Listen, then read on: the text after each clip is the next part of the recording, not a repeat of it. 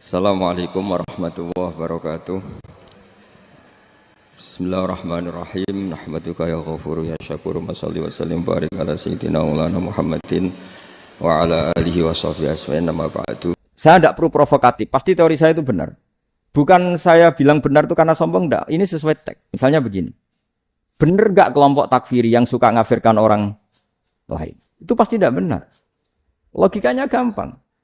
Orang yang kafir 70 tahun saja dengan melafadzkan la ilaha illallah menjadi muslim.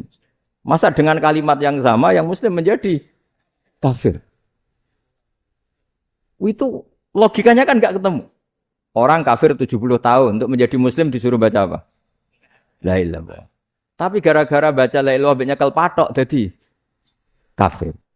Pertanyaannya, ini kalimat apa? Kalimat untuk mengkafirkan apa kalimat untuk mengislamkan? Karena yang kafir dengan kalimat itu menjadi Islam, ternyata yang Islam dengan kalimat itu menjadi kafir. Itu ketemu enggak? Cara logika itu kan enggak ketemu kan?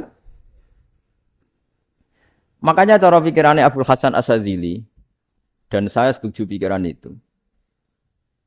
Istighfar ini boleh orang Jawa Timur protes karena kadang beda manhaj. Tapi jangan protes saya, protes Abdul Hasan As-Sadzili. Kualat mesti sampean.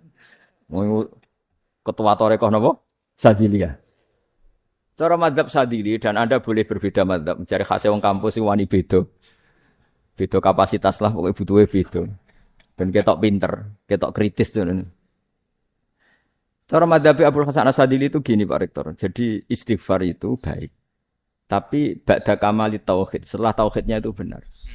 Alasan beliau masuk akal. Ketika ada ayat fa'alam annahu la ilaha illallah wastaghfir li dzambik. Bihadil kalimah. Jadi orang boleh istighfar setelah tauhidnya benar. Alasannya Abdul Hasan As-Sadzili begini. Qul lil ladzina kafaru iyantahu yughfar lahum ma qad salaf. Katakan kepada mereka yang kafir, sekali mereka tidak kafir, maka otomatis dosanya masa lalu diampuni. Pertanyaannya, yang bisa menghentikan kekafiran itu kalimat apa? La ilaha illallah. Dengan hanya melafadzkan la ilaha illallah Muhammadur Rasulullah langsung yufar lahum ma qad salaf, langsung dosanya diampuni. Berarti yang menjadi pengampun dosa lah, penyebab pengampunan itu apa? La ilaha illallah. Itu bahkan orang kafir belum istighfar. Di ayat itu kan Allah enggak mensyaratkan setelah la ilaha illallah istighfar baru diampuni, enggak. Asal la ilaha illallah langsung yufar lahum ma qad. Saya ulang lagi ya, jelas ya. Jadi kulil ladzina kafaru iyantahu yufar lahum ma qad. Nah, sekarang iyantahu, mereka berhenti dari kafirnya. Syaratnya pakai apa? La ilaha illallah Muhammadur itu langsung yufar lahum ma qad.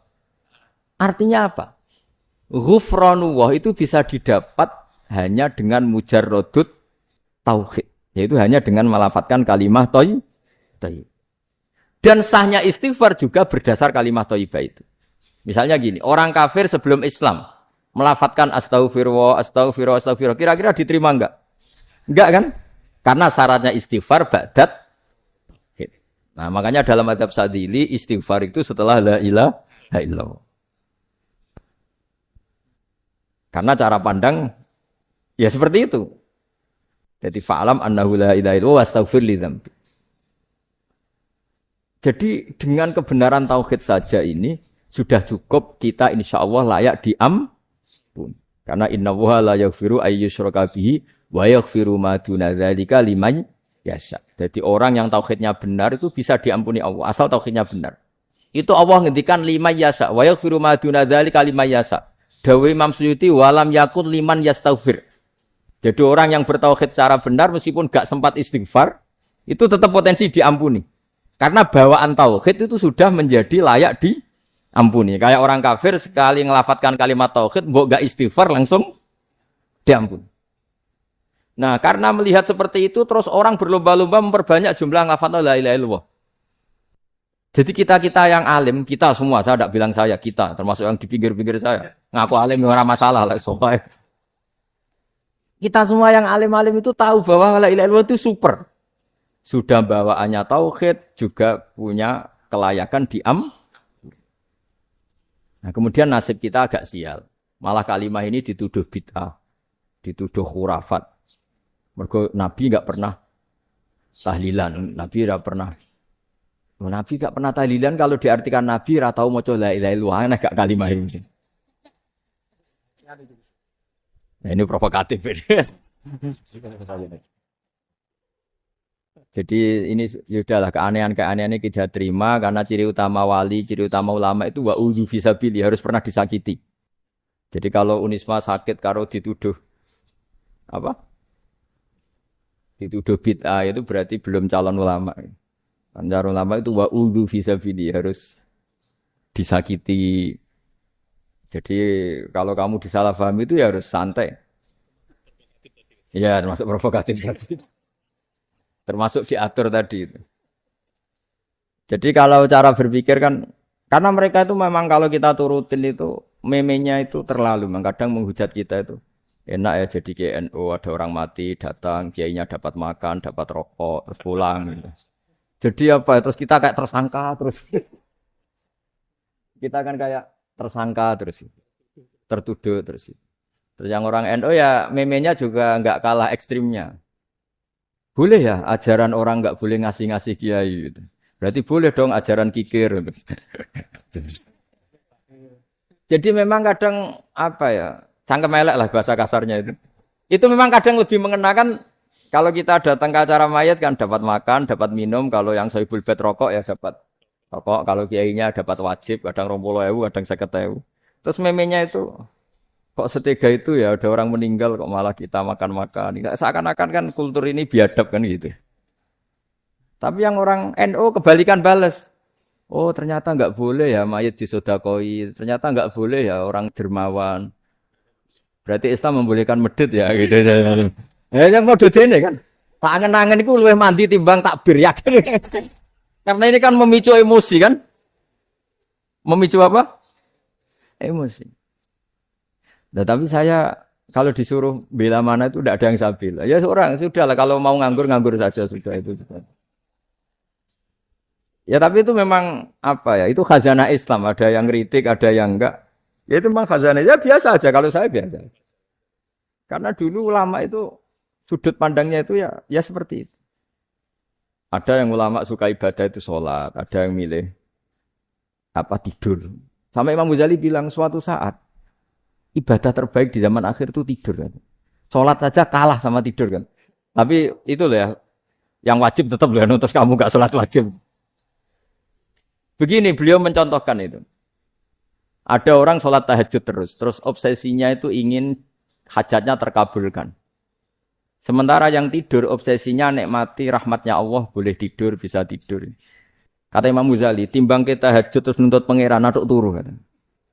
Mergo engko dia akibat terus setan memberi bisikan, lho nyatanya kamu tahajud ya gak terkabul. Berarti cerita bahwa Nabi ngendikan kalau doa tahajud mustajab enggak. Daripada ngono ki aduk turu ora tau ndonga.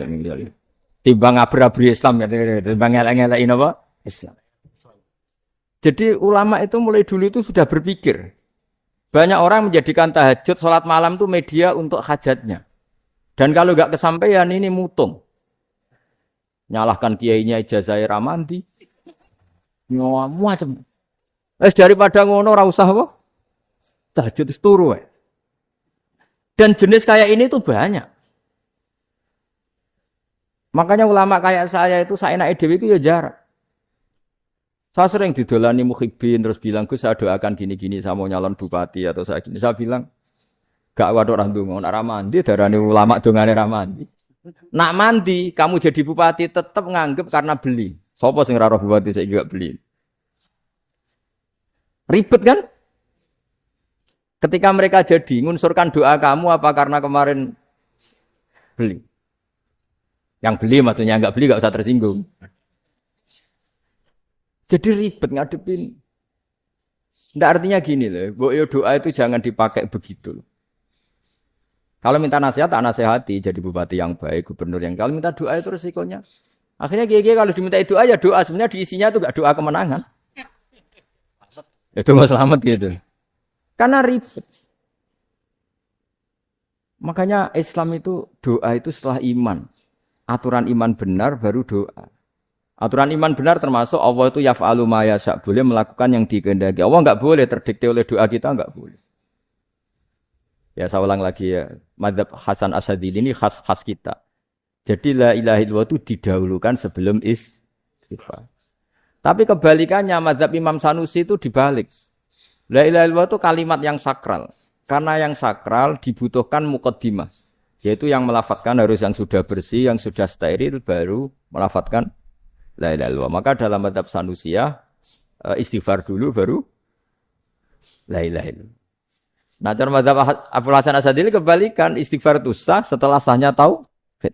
Kamu ikut mana tuh? Sadili apa Sanusiyah? Alhamdulillah sama-sama tidak paham, ya sudah. Akhirnya tidak. Ya, saya nggak kemana-mana kan. Jadi, terus ini ngomongnya harus santai, nggak boleh provokatif. Begini, kita tahu dalam perdamaian Hudaybiyah itu poin-poinnya itu semuanya merugikan Islam. Di antaranya adalah jika yang Islam masuk kafir harus dibiarkan karena berarti masuk ke habitat asli. Karena Nabi sebelum jadi Nabi komunitas pokok itu kafir. Sehingga kalau Islam masuk kafir kembali ke habitat. Tapi kalau Islam masuk kafir, kafir masuk Islam itu harus dikembalikan. Karena dianggap bid'ah. Maka kalau kamu dituduh bid'ah itu tenang saja dulu. Nabi itu ya dituduh ji'ta bidinin muhdas. Kamu datang dengan agama yang baru. Cuma agak diteruskan wa kullu muhdasatin bid'ah wa kullu bid'atin dalalah. Jadi orang-orang kafir dulu kalau ngomentari Nabi ya ji'ta bidinin muhdas. Kamu datang dengan agama yang apa? Baru. Nabi nurut. Semua perjanjian yang merugikan Islam itu Nabi nurut. Tapi Nabi hanya minta satu hal, jangan ada perang 10 tahun. Dan orang boleh seminar, boleh diskusi tentang Islam. Ya ini dengerin betul ini. Jadi saya tidak akan provokatif, ini pakai logika. Nanti bisa dipakai disertasi doktor. Tapi saya minta orang boleh diskusi, boleh seminar tentang Islam. Akhirnya saat itu juga ada orang yang masuk Islam. Di depan tulisan itu belum kering istilahnya. Datang ke situ namanya Abu Jandal bin Suhail bin Amr. Itu datang ke Nabi, ya Rasulullah saya ini mau masuk Islam. Kata orang-orang kafir, ini pertama Muhammad, kamu komitmen enggak sama perjanjian. Kalau kamu komitmen harus kamu kembalikan. Nabi bilang, ya Abu Jandal kamu kembali ke mereka, ke habitat mereka, yaitu menjadi kafir. Di komunitas kafir maksudnya. Akhirnya nangis. Sayyidina Umar itu mendekati Abu Jandal, kemudian memberi isyarat supaya ngambil pedangnya. Jadi isyaratnya, wong ini baca ora wis. Maksudnya orang-orang kafir. Tapi Abu Jandal enggak mau. Singkat cerita akhirnya kembali ke komunitas kafir. Tapi yang dikatakan Imam Zuhri cara analisis. Ini enggak bisa pakai provokatif, harus pakai analisis. Innama kanal qitalu haitsul taqon nasu. Yang namanya perang itu menjadikan orang tidak berpikir jernih. Ini poin yang diambil oleh Rasulullah. Kalau dibahasakan Nabi curi kesempatan, maksud Nabi dikatakan mencuri. Meskipun itu hanya bahasa ya. Enggak mungkin lah kita bahasakan seperti itu. Saya ulang lagi ya. Kenapa ada perang berkesinambungan? Sampai tahun ke-8 Hijriah. Mulai tahun kedua ada perang Badar sampai tahun 8 Hijriah itu perang terus. Nabi sama orang kafir perang terus. Akibatnya apa Pak Profesor? Namanya perang itu ya enggak kau bermikir. Pokoknya agar ketemu Islam perang, Islam ketemu kafir perang enggak kau bermikir. Padahal Islam itu bisa diterima oleh akal sehat, harus lewat diskusi, lewat pengamatan, lewat pemikiran, lewat pengendapan berpikir. Makanya Nabi tahu ini masalah besar. Kalau orang perang terus, itu enggak kau bermikir Islam, enggak sempat diskusi tentang Islam. Makanya Nabi hanya minta satu poin. Oke, perjanjian ini saya turutin semua, tapi saya minta orang kafir semuanya boleh mendiskusikan Islam, boleh seminar tentang Islam. Mereka bilang iya, karena pikiran mereka kan diskusi paling piye. Ternyata betul. Ada diskusi, terus temanya gini. Kira-kira benar di Muhammad Abu Jahal. Terus Tuhan Muhammad sama Tuhan Abu Jahal itu keren mana? Diskusi. Tuhan Muhammad itu khaliqus samawati wal ardi, yang menciptakan langit bumi. Sebagaimana kampanyenya Muhammad.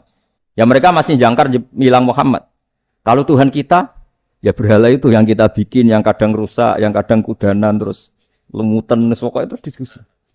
Ketoke kok bener pengirane Muhammad. Terus Muhammad Abi Abu Jahal.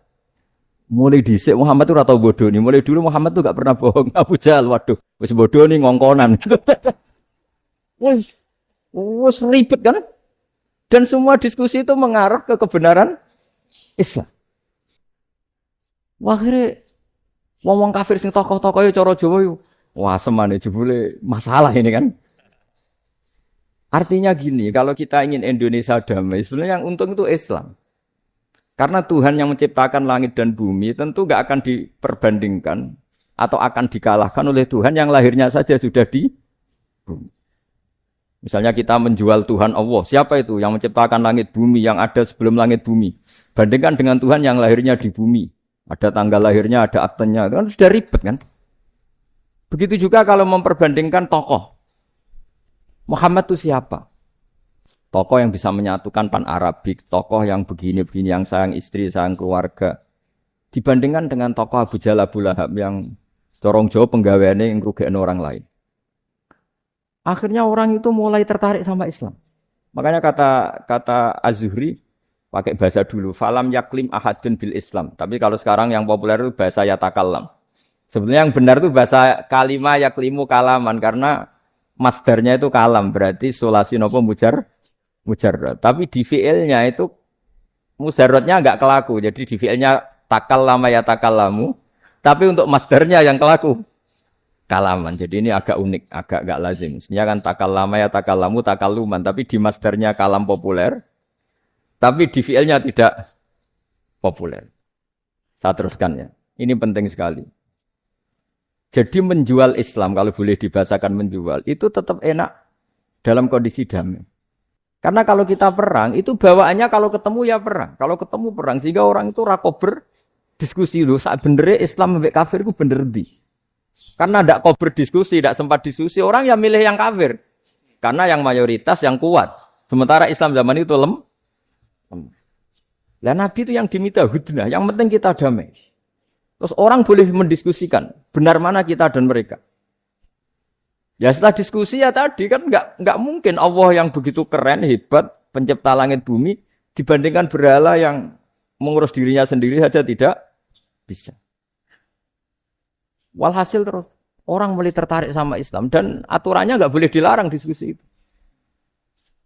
Nah makanya saya pernah ditanya beberapa profesor di Jogja, Gus, suatu saat kalau kampus paling keren di Jogja ini, ada Islamic Studies, kemudian pengajarnya dari berbagai agama, ini riskan enggak bagi Islam? Saya jawab, asal yang didiskusikan Islam itu enggak masalah. Yang repot itu nak umat Islam.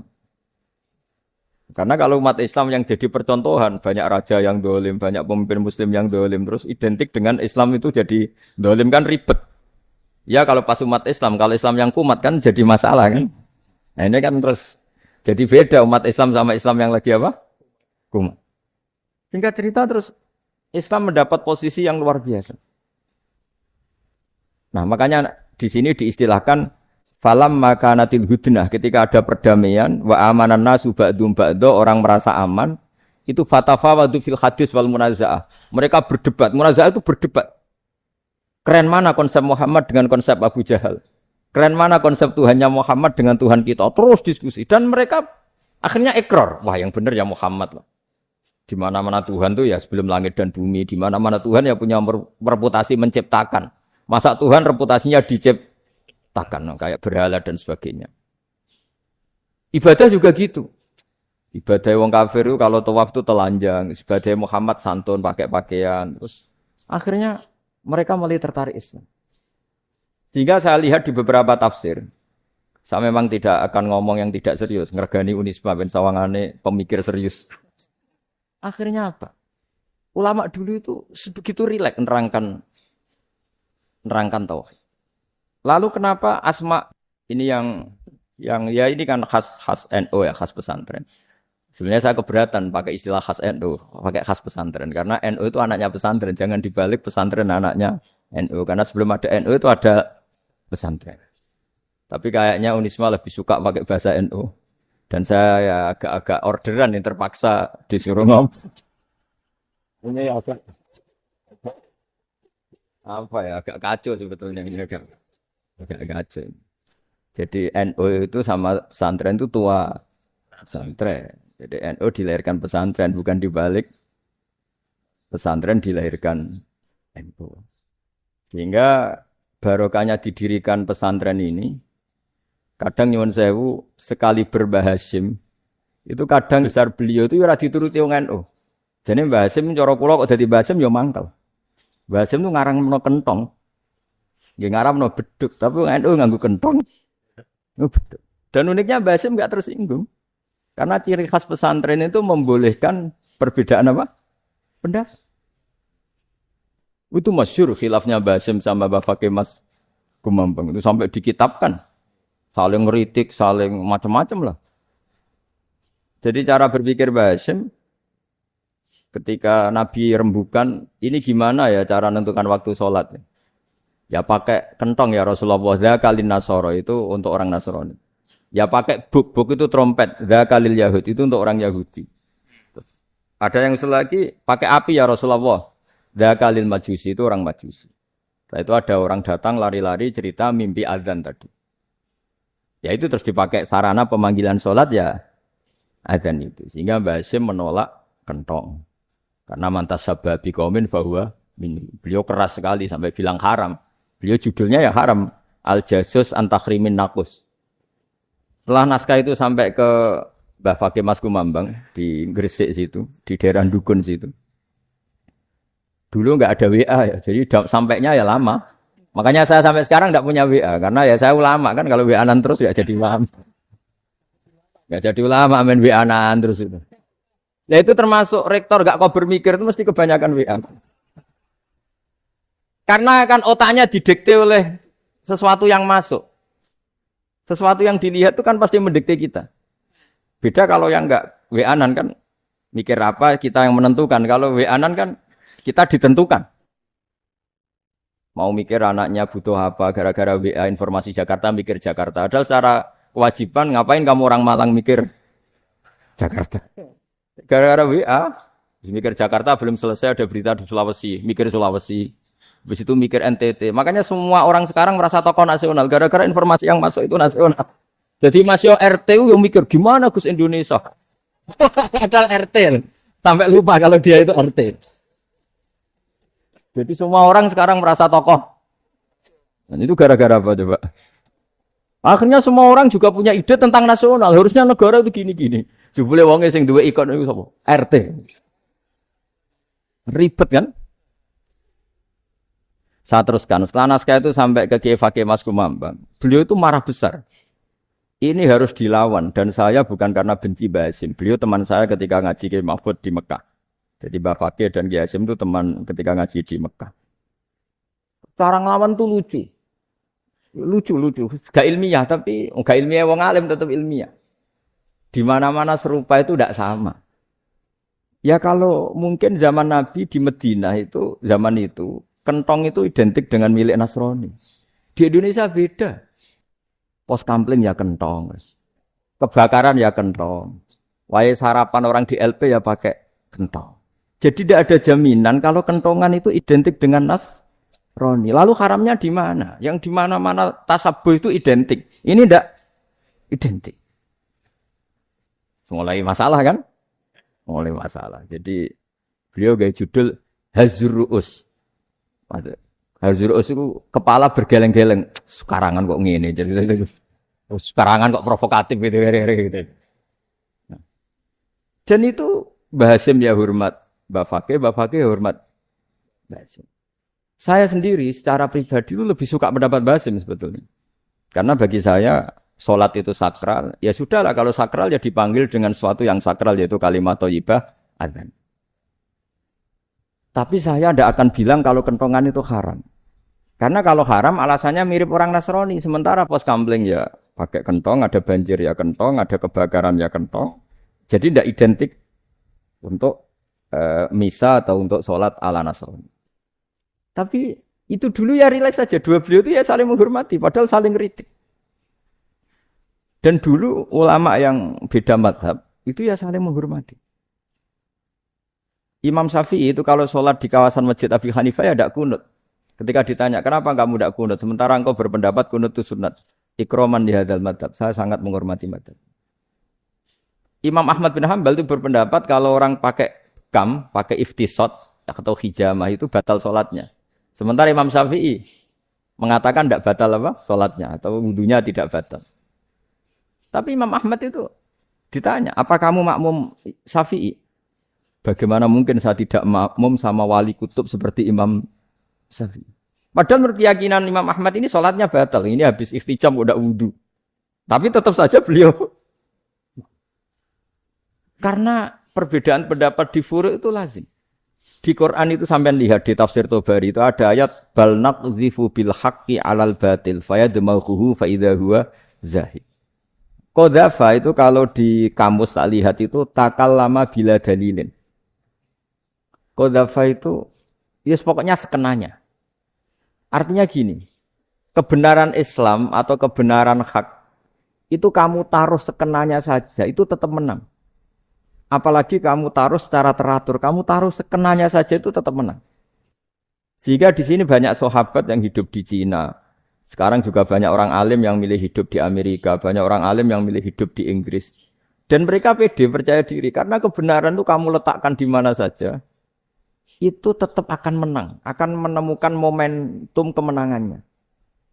Misalnya gini, contoh paling gampang. Dulu para peneliti, saya ulang lebih dulu para peneliti itu ya datang kemana-mana, termasuk Ibnu Battuta, termasuk Ibnu Khaldun, ya semua peneliti itu suka neliti. Setelah diteliti, Quran itu satu-satunya kitab suci yang membicarakan sains, misalnya tentang falak, tentang astronomi, tentang asal-usul kejadian manusia, kejadian makhluk. Juga bicara tentang geografi, geologis, semuanya. Sementara kitab lain hanya cerita tentang mawaid wal hikam wal ibar. Jadi diteliti kayak apa, pada akhirnya hak ini yang menang. Bal naqdhifu bil haqqi 'alal batil fayadmaghu fa idza huwa zahid. Saya berkali-kali cerita, ada ulama yang ahli matematika. Ketika ditanya kenapa kamu suka ngajar matematika, sampai muridnya itu ragu ini guruku mlebu swarga ta ora, penggaweane mulang matematika. Tapi para muridnya bermimpi bahwa Imam Amudi itu disuruh ngajar para malaikat. Dan itu pede betul dia. Kata Allah, ini ulama saya yang iman kepada saya setingkat iman kamu. Jadi malaikat itu tidak mungkin Gusti kita menyaksikan langsung engkau sementara ini di bumi. Enggak nyaksikan jenengan. Kenapa bisa sepede dan seyakin itu? Akhirnya Imam Amudi disuruh ngajarin matematika. Jadi Anda kalau profesor itu nanti harus sempat ngajari malaikat. Itu baru benar-benar profesor. Jadi nanti di akhirat ngajari siapa? Malaikat. Jadi ada seminar yang melibatkan banyak malaikat. Narasumbernya itu seorang profesor. Itu ketika kenapa engkau begitu yakin kalau Allah itu Tuhan. Dan Allah itu Al-Wahidus Shomad. Terus Imam Amudi mulai nulis. Nulis angka agak beraturan. 2, 3, 4, 5 sampai 1 miliar, 1 triliun. Pokoknya enggak beraturan. Kata beliau, nisbatus naini wassalasa ila ma la nihayatalaha iku nisbatul far'i ilal asli. Mbok angka sebanyak apapun, 2 dibanding 1 ya far'ul wahid, 3 dibanding 1 ya far'ul wahid. Semua angka yang enggak terhingga pun dibanding 1 semuanya far'ul wahid. Semua angka sebanyak apapun itu cabang dari angka 1. Fakullu hadhil awalim far'un minal wahidis somad, yaitu Allah Subhanahu wa ta'ala. Akhirnya malaikat tepuk tangan, iya juga. Jadi begitu juga ada ulama itu ahli gambar. Saya dulu ngaji sama Mbah Mun Al-Husunul Hamidiyah, itu kitabnya itu banyak gambarnya. Dan gak gambar yang ngawur betul, mah gak ahli gambar. Saya Apple, sempurna lele. Wes gambar bangunan, gambar sapi, pokoknya gambar. Ternyata dia menemukan Tuhan itu dari gambar. Gambar serapi ini atau seruwet ini sama. Gambar rapi sama ruwet itu sama kalau dalam pandangan tauhid. Dimulai minan nuqtah al-wahidah. Kowe cek gambar sing rapi, sing indah, cek gambarmu elek, dimulai dari 1 titik. Dan titik ini nuqtatil wujud, yaitu Allah Subhanahu wa ta'ala. Jadi nak cara ahli tauhid gak penting gambare api, menang lomba atau ora penting. Butuhe hadis surah ini gambar baik yang rapi maupun ndak adalah min nuqtah dari 1 titik. Alam raya sebanyak ini mbok gambar mbok orang Cek mulai Mars sampai Jupiter kabeh semua bentuknya yang banyak ini semuanya min nuqtatil wujud, yaitu dari titik wujud. Gini kok Allah Subhanahu wa ta'ala. Di sini hebatnya ulama-ulama, mbok dia pengajar matematika, mbok pengajar gambar, semuanya dipakai perangkat untuk tauhid. Nah, itu kan juga bagian dari Islam damai, Islam yang sangat jadi tidak perlu perang untuk orang dipaksa Islam. Enggak perlu provokatif kayak tadi pidatone rektor jenengan tadi. Jadi ciri utama ilmuwan tuh kalau ngomong datar tapi logikanya enggak terbantahkan. Itu ciri khas ilmuwan. Kalau ciri khas politikus kalau ngomong itu keras. Provokatif lah kira-kira gitu. Tapi isinya biasa. Nah, saya berharap nanti semua profesor doktor itu datar tapi isinya ya kualitasnya bagus ini. Mentes. Jadi makanya terus kata ulama, kenapa diistilahkan balnat zifu bil haqqi? Kenapa pakai qadzafa sementara qadzafa maknane takallama bila dalil? Maksudnya bila dalil di sini itu min ghairi ikhtiyajin ila dalilin. Kebenaran itu memang enggak butuh dalil. Apa kita perlu? Dalilnya apa? Buktinya apa? Kalau 3 itu cabang dari 1. Wong gendeng yang takok gitu pas orang gendeng. Wong 3 cabang dari 1 kok ditanyakan buktinya apa? Itu min awalil bidahah. Pertama orang pasti tahu kalau 3 itu far'ul wahid. 1 juta juga far'ul wahid. 1 miliar juga far'ul. Gambar yang sebanyak apapun ya dimulai dari 1 titik. Cek gambar benar maupun yang tidak. Ya orang boleh berdebat. Ketika Unisma datangkan saya, itu saking senengnya kiai, apa saking sombongnya sampai ngatur kiai. Kan nggak pernah bisa diperdebatkan. Itu kan orang boleh debat kan. Itu saking angkuhnya apa saking senengnya kan nggak jelas kan. Kan dan orang boleh setuju pendapat saya, yaitu ngatur kiai itu haram. Setuju juga Pak Rektor, ekspresi mahabbah itu ya macam-macam. Dulu sahabat ya gitu. Sahabat itu ada yang enggak kenal wajahnya Nabi sama sekali. Sampai akhir hayatnya. Ketika ditanya, "Loh kamu itu sahabat kok enggak tahu wajahnya Nabi?" "Saya enggak pernah berani memandang Nabi. Karena ijlalan lah. Terlalu menghormati saya. Sehingga enggak berani memandang wajahnya." Ada sahabat yang penggawaannya dulu wajahnya Nabi. Sampai bisa nyifati. Alfiu faminunil hajib. Sampai bisa nyifati detail karena dulu wajah Nabi itu ibadah. Ada seorang wali ditanya, kalau kamu di surga ingin enggak melihat Allah? Enggak. Loh, tapi semua orang ingin melihat Allah. Unazzihu dzalikal jamal an-nadhari misli. Ben gak elek-elek Allah tak delok terima aku. Wong ra jelas. Berarti kok delok pangeran. Banyak. Jadi justru tapi karena saking takzimnya. Enggak lah, mosok sak aku kok. Makanya saya berkali-kali cerita. Menurut kesepakatan ulama, soft awal itu paling baik. Tapi banyak juga wali yang kalau sholat itu di belakang. Koyok paling bener yang kok ngarep gitu. Bayangkan misalnya kamu semangat di soft awal ning Masjid Haram, jebule salate salah. Iku jare malaikat gayane kok ngarep, jebule ra ero. Iku sini-sini wong. Jebule bodoh gitu. Gayane kok ngarep jebule. Coba orang kalau sowan Mbah Mun yang berani di depan itu kan ya ketuanya atau jubirnya kan. Yang merasa ndak pati pinter-pinter kan mesti di pojokan. Artinya sudut pandang seperti itu ya sah saja. Apa? Sah saja. Makanya banyak sahabat yang jarang sowan Nabi. Alasannya takut ganggu Nabi. Banyak yang sering sowan Nabi. Alasannya senang Nabi. Yang sowan ya senang Nabi. Yang enggak sowan alasannya senang. Lu Nabi itu tokoh. Punya keluarga, punya anak. Kalau saya sering sowan berarti sering ganggu. Yang sering sowan dia alasan. Ini khazanah kita. Kita harus istifadah. Jadi zaman dulu dia biasa. 2 sahabat yang satu milih mahabbah itu milih sering sowan. Yang satu juga mahabbah milih tidak sering. Karena pertanyaannya bisa dibalik kan. Sering sowan apa sering ganggu coba. Nabi Abedar, Assalamualaikum. Nabi nimang cucunya, Assalamualaikum. Ayo bener yang sowan apa bener yang enggak kalau seperti itu. Akhirnya terus diatur sedemikian rupa oleh Quran. Walau annahum sabaru hatta takhruja ilaihim lakana khairal lahum. Jadi sahabat kalau mau sowan Nabi ya nunggu di Sufah. Kalau Nabi keluar berarti milik publik. Sekali masuk ke dalam, tidak ada sahabat yang berani sowan. La tadkhulu buyutan Nabi illa ayyudzana lakum. Kalau soal sampai masuk dalam harus nunggu dipanggil.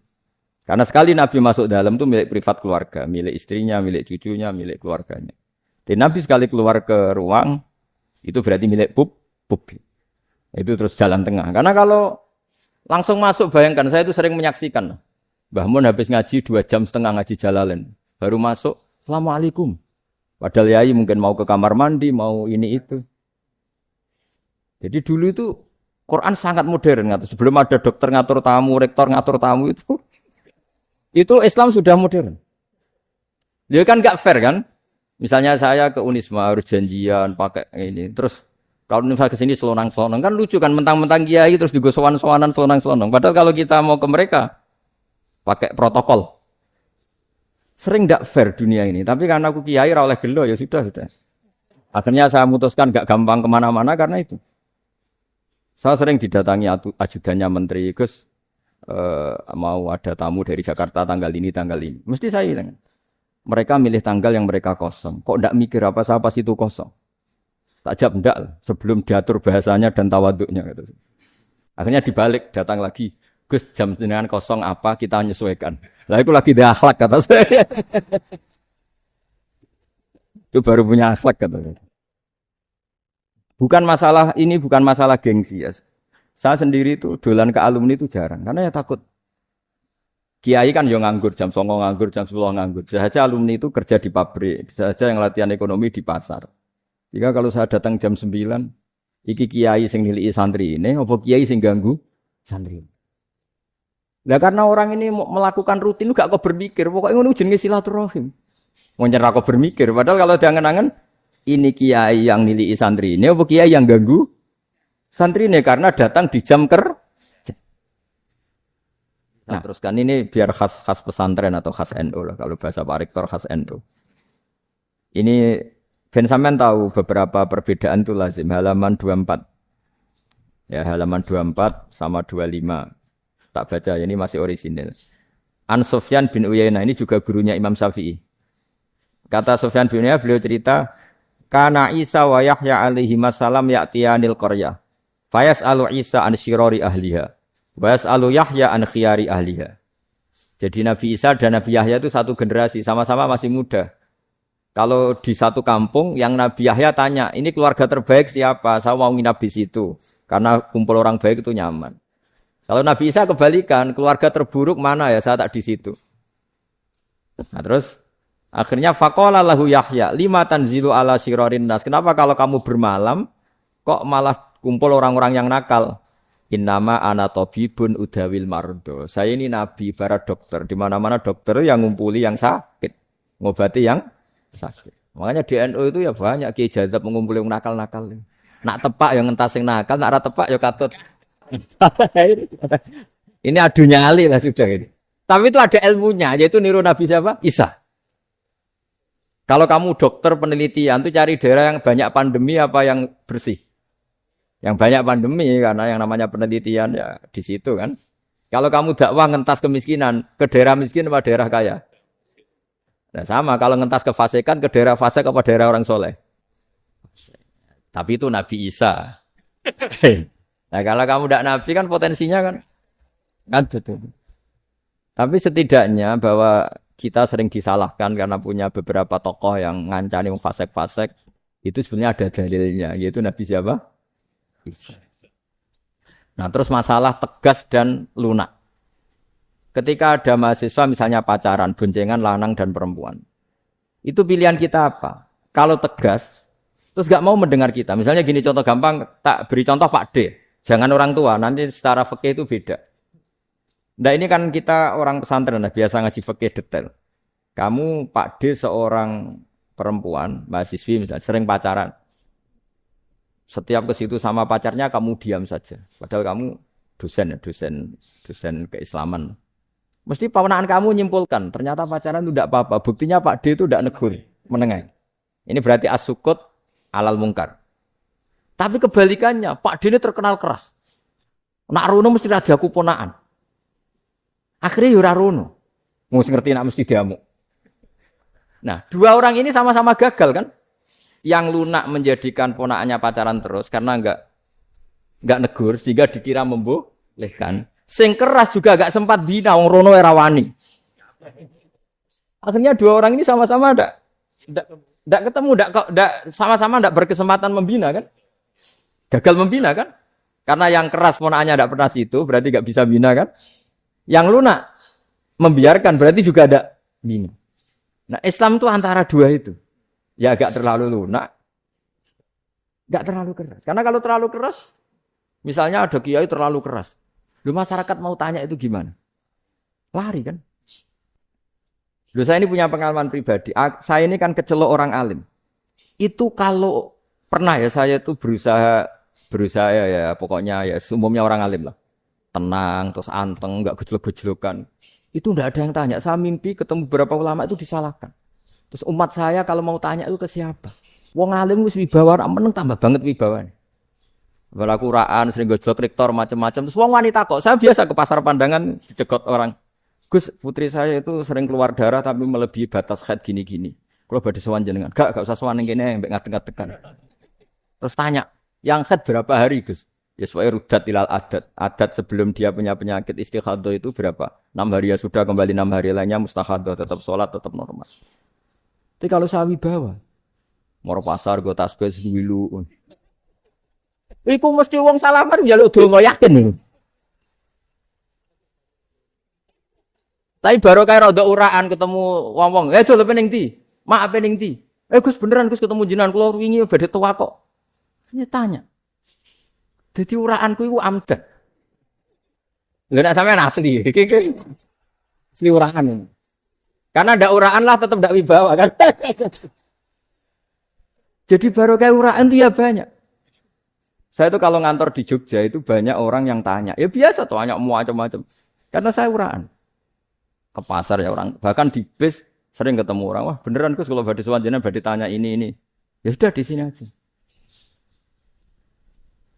Jadi semua itu diilmoni. Nah, Nabi itu punya sisi yang dua-duanya jalan. Memang beliau luar biasa, dipilih Allah yang luar biasa. Nabi ketika wibawa itu banyak sahabat yang bahkan mengenali wajahnya aja tidak bisa. Ka'anna ala ru'usihim at-tayr. Bayangannya seakan-akan di kepalanya itu ada burung yang takut terbang. Saking antengnya. Tapi Nabi sekali mengeluarkan job, sekali santai. Itu sahabat tanya itu sampai yang nggak pantas ditanyakan. Nabi saat tadi kumpul istri saya, tapi tidak inzal itu wajib mandi tidak. Aro'aita law anna ahadana ya'ti imro'atahu walam yunzil. Itu ya ditanyakan.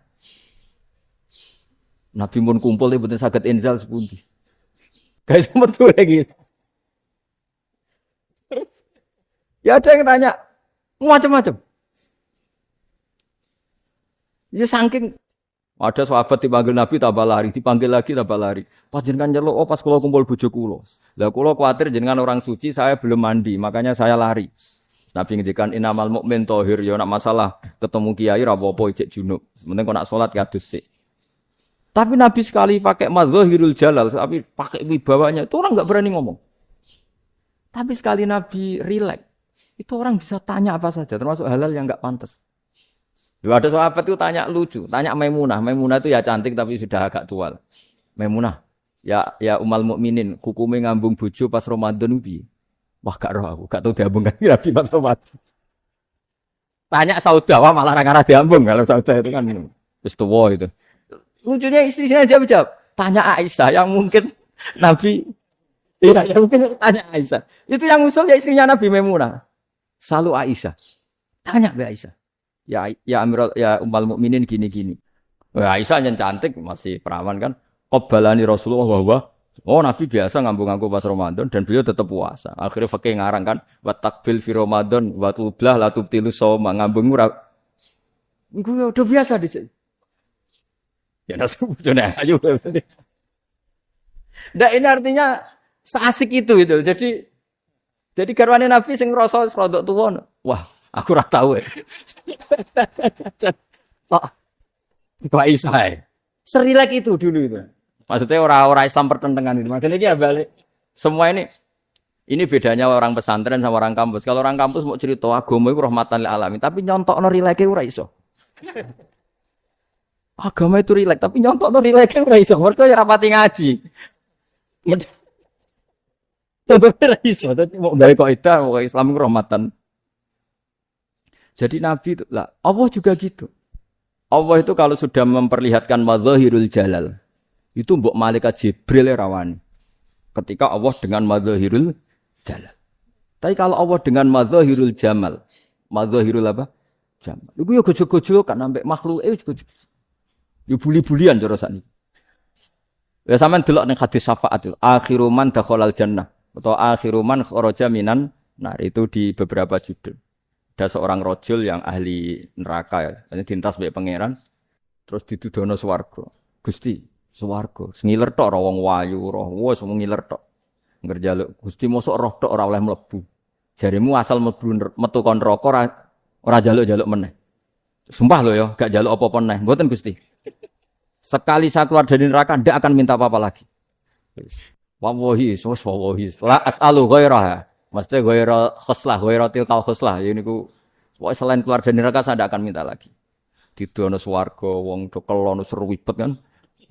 Teng bojone elek kan dendam dadi ning swarga iku. Swarga iku wis macam-macam. Gusti mosok roh tok ora oleh mlebu. Jarine ra jadi ra njaluk meneh. Akhire ya wis didelokno neraka. Jadi pangeran jawabe gampang didelokno neraka. Roh neraka begitu menyakitkan, begitu ngeri. Dah Gusti saya ndak minta surga, sementing enggak masuk neraka. Rabbana srif anna adzab jahannam.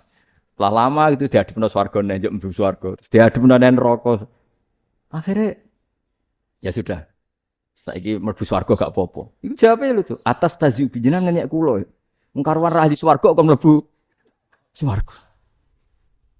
Terus akhirnya mlebu swarga, kan mlebu swarga tamanna, sangen-angen sing mbok jaluk apa? Warang angen-angen yang indah-indah, laka wa asratu amsal. Ya siku tak turuti wa asratu amsalih lan lipatan ke-10. Jawabe wong lanang ya lucu. Atas taziubi wa anta rabbul alamin. Jenengan pangeran kok ngenyekan. Maksudnya wis karuan aku ora pantes. Terus jare pangeran, la astaziubika walakinni alama asya'u qadir. Aku gak ngenyek kowe, pancen aku pangeran. Nuruti kowe iku iso. Jadi Allah sendiri ketika dengan madzahirul jamal itu malaikat ya ono sing wani bantah. Masyhur itu kan malaikat sing bantah pangeran ataj alufiya mayusidu fiya wasfikut. Karena Allah dengan madzahirul jamal. Sing paling masyhur Nabi Musa. Nabi Musa itu ketika Nabi Mi'raj. Nabi Mi'raj itu beliau kira-kira di langit keempat lah yang masyhur atau kelima. Ngelangkai. Nabi Musa nangis, "Ya Rabbi ini apa-apaan?" Orang sing ja'a ba'di kemudian melangkai makom saya ini apa-apaan? Dan Nabi Muhammad kan apapun hebatnya kan junior. Kok melangkai makom saya ini apa-apaan? Enggak fair. Sampai Nabi Muhammad itu tanya gini sama Jibril. Reaksi Allah gimana ketika melihat Musa seperti itu? Jawab malaikat Jibril lucu. Ya roh hiddatahu. Allah sapal gayane Musa. Biar. Tadi lucu. Ya dibiarin aja sama Allah. Tapi wong jenenge Nabi Musa itu kekasihnya Allah. Tetap berkah bagi kita. Betul. Ketika setelah Mi'raj diwajibkan sholat 50. Gentena Nabi Musa kelihatan nabinya. Sebenarnya Nabi Musa itu sebetulnya loh, enggak menguntungkan kita sebetulnya. Tapi yang menguntungkan. Sebenarnya enggak niat menguntungkan kita, tapi menguntungkan. Nabi Ibrahim kan di langit ke-6, keren. Konti jong ketemu Allah ngeten-ngeten kan sholat 50. Karena Nabi Ibrahim ternyata terkenal Nabi baik enggak bantah. Bareng Nabi Musa. Kenapa diceluk pangeran? Kula kan salat ping 50. Inna ummataka la tutiku dalik. Wah, gak kuat umat. Rai-rai gak umatmu ora ngarah kuat 50 roda. Tapi sebenarnya Nabi Musa itu niatnya bukan membela kita. Fa inna ummati la umatku sing gagah-gagah ra iso meneh umat. Sebetulnya ya itu masih pakai gengsinya gitu. Wes ngono-ngono lah sementing kita untung. Sebetulnya dia itu enggak terima wong umat saya aja yang lebih kuat. Enggak kuat apalagi umatmu. Dan terus sebutin, irji ila rabbika fas'alhu takhfif. Itu berarti Allah dengan madzahirul jamal. Sudahlah, datang ke Allah minta keringanan. Allah itu baik. Minta. Ambek Allah diringana mau 5 tok, jadi cek 45. Balik ke Nabi Musa, piro 45, cek ra kuat umat. Wong umatku ra kuat dadi sebenarnya bela. Umatku ra kuat. Lho cara Nabi Muhammad model wong Malang, yo beda umatku karo umatmu.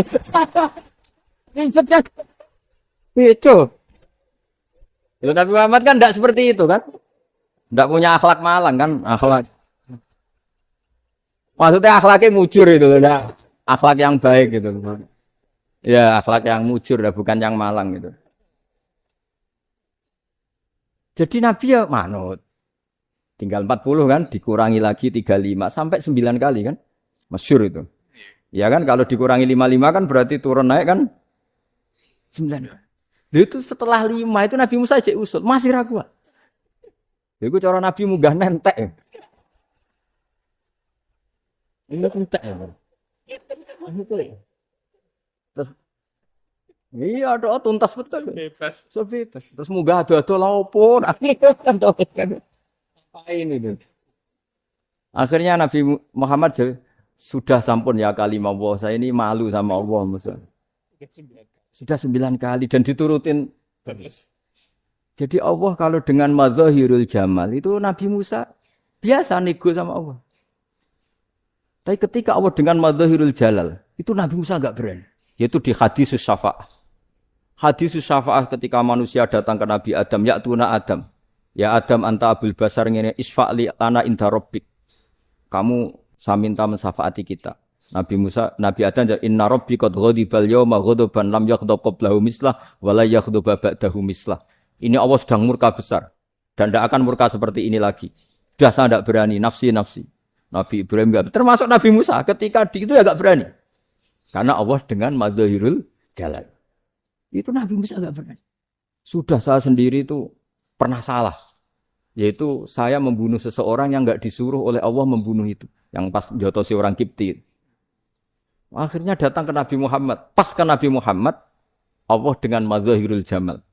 Dengan madzahirul jamal. Sampai Kanjeng Nabi ngendikan, analah, saya akan memintakan syafaat kalian.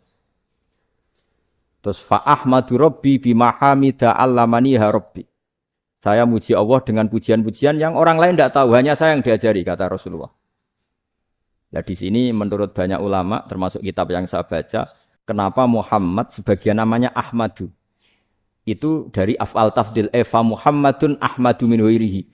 Muhammad Rasulullah itu kalau muji Allah di atas cara mujinya Nabi yang lain. Jadi Ahmadu bukan dari fi'il mudhari' lil mutakallim tapi dari af'al apa? Tafdil. Fa Muhammadun Ahmadu min ghairihi. Bahwa Kanjeng Nabi Muhammad sallallahu alaihi wasallam itu cara mujinya Allah di atas pujian para nabi. Makanya di sini Sayyid Ali Zainal Abidin kalau muji hamdal hamidin wa fauqa hamdil hamidin. Jadi pujian saya ini di atas rata-rata cara mereka apa? Yaitu sirinya apa? Nabi itu tahu bahwa akhirat itu tidak bisa batasi Allah. Kamu tidak bisa nyemprit Allah. Allah, ini akhirat tuh. Amal sudah tidak manfaat. Ingat itu. Tidak bisa seperti itu. Allah itu tidak bisa tunduk sama konstitusi yang bernama akhirat.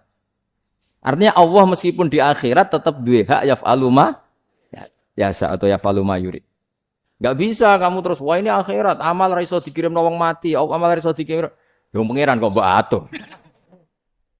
Kalau kita yang mengirimkan enggak bisa, tapi kalau Allah tetap bisa. Makanya ada kiai mengatakan kodok qadar ora iso dirubah, itu kamu. Makanya ada seorang kiai ditanya, kodok qadar ora iso dirubah sekali dicatat selesai. Jari kiai tadi, tapi nak Allah iso. Dalile apa ya yamhuwa ma yasha wa yusbit. Nah Allah ya iso, sing ra iso kan kita. Nah, Nabi itu tahu betul meskipun akhirat itu Allah masih bisa dinego saking baiknya. Akhirnya Nabi sujud, masyhur itu terus, ya Muhammad irfa' ra'sak wasal tu ta wasatu safa. Semat sirahmu angkat. Kowe yo apa tak turuti. Terus semenjak itu Nabi minta apa? Syafaat. Artinya apa? Ketika Nabi lain berpikir bahwa akhirat ini membatasi amal karena sudah Nabi tahu betul kalau Allah tetap Allah. Yang enggak terbatas kekuasaannya, enggak terbatas rahmatnya juga saat di akhir. Makanya disebut fa Muhammadun Ahmadu min ghairihi. Makanya wa mubasyiran bi rasuli ya'ti mim ba'di ismuhu Ahmad. Jadi makanya terus banyak GNU sing macam-macam lah. Sing ana sing potongane wedi terus hati-hati. Iku berarti makome madzahirul jalal. Ana sing amen guyon nek makome madzahirul jamal. Ana sing ra jelas ngene iki, sing jelas. Nak guyu buanter kok nangis kok buanter. Jebule urusan utang. Lah ini sudah yang udah. Jadi makanya yang rileks saja. Sebenarnya agama ini santai, rileks karena agama ini harus bifarohin wasururin. Enggak boleh agama ini dibawa dengan kekerasan, dengan antisosial. Karena agama ini harus kul bi fadlillah bi rahmati fa bidzalika falyafrahu, harus senang, harus rileks. Makanya saya jadi kiai itu senang. Senang takutnya gini. Sekali saya tidak senang jadi presiden buruk. Ternyata ada dua ngalim raina itu contohnya. Sampai merengut terus uripe susah. Nanti orang tidak berani jadi orang alim. Makanya saya buktikan bahwa saya lebih bahagia dibanding rektor. Nanti orang yang jadi rektor semua nggak ingin jadi orang alim. Saya pernah ketemu sekian rektor di Jogja tanya, Gus, kenapa jenengan bela-belain pesantren sampai segitu?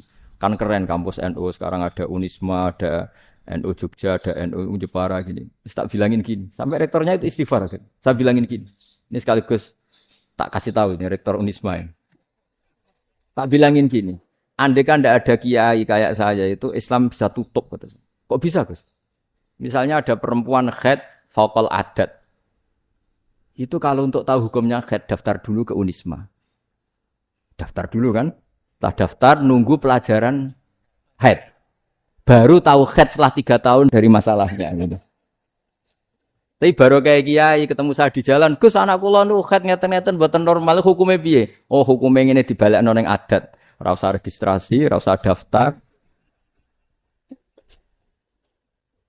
Jadi ya harus ada istighfarnya lah. Unisma juga harus istighfar, semuanya harus istighfar. Karena ada sisi yang enggak mewakili kebutuhan Islam. Tapi saya sebagai kiai juga istighfar.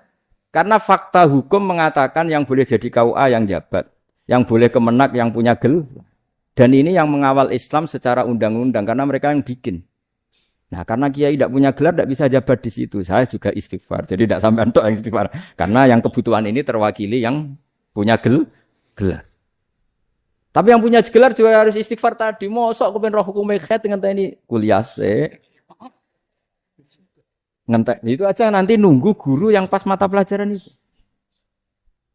Ya, terus kapan dekne salate wong jawabannya belum ketemu. Tapi baru kayak saya kan ketemu di jalan tanya. Terus saya sering ketemu. Gus saya ini bapak angkat. Mau nikahkan putri saya. Itu gimana itu kalau cerita wali sebenarnya anak saya sok. Kalau nggak cerita nggak sah karena saya bapak angkat. Itu banyak. Hanya tak akali ya sudah wali yang sebenarnya taukil pada hakim tanpa diketahui tapi hakikatnya itu taukil hakim. Itu kan tidak gampang. Nah, tapi kalau tanyanya di kampus registrasi dulu, daftar dulu, baru tahun berapa ada pelajaran itu? Iya kan? Semester 5 ya? Oh, itu kan. Jadi jangan kira terus sistem Unisma itu yang terbaik di dunia, enggak juga kan enggak juga. Dan sistem-sistem yang lain maksudnya ada. Tapi sistem kiai lho, Mbah Mun juga sering pesen saya, kowe kudu seneng pegawai negeri. Piye-piye sing jaga agama pegawai negeri. Kemarin pas acara 7 harinya Gus Roba sama matur itu di depan para kiai. Setelah saya jadi kiai ya itu nyata. Islam di Papua, di NTT yang bawa siapa? Dokter negeri. Ya kan? KUA negeri. Barokahnya mereka negeri dijamin negara kan? Barokahnya muslim berkebutuhan Islam. Akhirnya bikin musola di situ, bikin masjid. Bahkan di Korea Utara itu ada masjid bawaan duta besar. Karena banyak duta besar muslim berkebutuhan masjid. Yang bisa gini itu yang negeri apa yang swasta? Negeri lah. Di sini kiai tidak mewakili semua kebutuhan apa? Islam. Tapi kampus juga enggak, kampus Islam sekalipun tidak memenuhi semua kebutuhan Islam tadi. Masa orang tanya kan nunggu semester berapa tadi? Semester 5 masih daftar dulu. Nunggu pelajaran itu. Payahnya pas ketemu dosennya, saya tidak pernah kan ribet kan? Dosennya cowok gitu. Jadi sudahlah, makanya ini, iya makanya ini kan bentuk kearifan. Jenengan ngakui fungsi kiai kayak saya itu bentuk kearifan. Saya juga ngakui jenengan itu butuh kearifan. Saya sering didolani KUA itu. Itu rata-rata ya didikan kiai. Kompilasi hukum Islam itu banyak ya, janda cantik. Contohnya harus cantik, kalau jelek nggak mungkin terjadi. Ada janda cantik kebetulan suka kawin tapi takut zina. Saya ulang lagi suka kawin tapi takut. Itu seringnya gitu Pak Rektor. Jadi dia kawin bosen bilang ke KUA Pak saya sekarang mau nikah sama ini. Loh, tapi kamu mau punya suami. Ya tapi kan nggak tercatat Pak. Itu KUA-nya rata-rata itu nggak berani. Meskipun nggak tercatat karena secara fikih meskipun nggak tercatat tetap dia seorang perempuan yang bersuami. Maka nggak boleh nikah sama orang lain. Jadi coba kalau nyuwun sewu KUA hanya ngikuti hukum formal yang penting di catatannya nggak punya suami, ya dinikahkan saja kan. Tapi mereka enggak, karena didikan kiai enggak berani. Artinya gini, kalau hanya pro hukum catatan sipil, maka ini dinikahkan bisa, karena enggak tercatat. Tapi secara hukum santri, enggak bisa dong menikahkan perempuan sing dadi zaujin yang punya suami. Jadi ini barokahnya kerjasama yang baik. Jadi di masyarakat itu tertanam didikan kiai, enggak boleh nikahkan perempuan yang bersuami. Tapi di KUA ngikuti hukum formal. Dan di Indonesia, itu KUA itu rata-rata konsultasinya ya sama kiai. Sehingga ya nggak berani akhirnya meskipun ya mlebu rokok, Mbak, gak iso. Dan itu banyak.